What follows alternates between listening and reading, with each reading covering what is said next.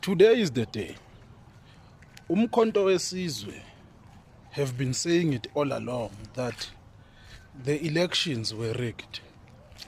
And if you look at other parties that were also affected by the rigging, it is very interesting to note that some of them did not even complain, even though there was public evidence that was posted, even by their party agents, showing that the elections were very suspect.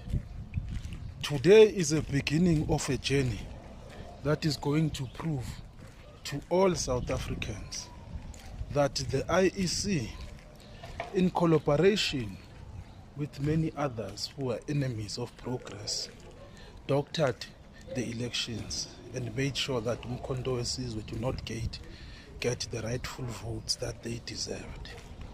Today, in the Pietermaritzburg court, the story begins. Every South African should follow this case very closely.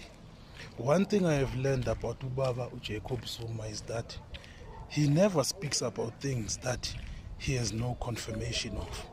The fact that he has been speaking a lot about the vote rigging shows me that whatever that Umkhonto wesizwe has as evidence is definitely going to turn things around and expose a lot of rot. Isukile namhlanje Umkhonto wesizwe, this is our year. Jikijela Mkhonto, jikijela.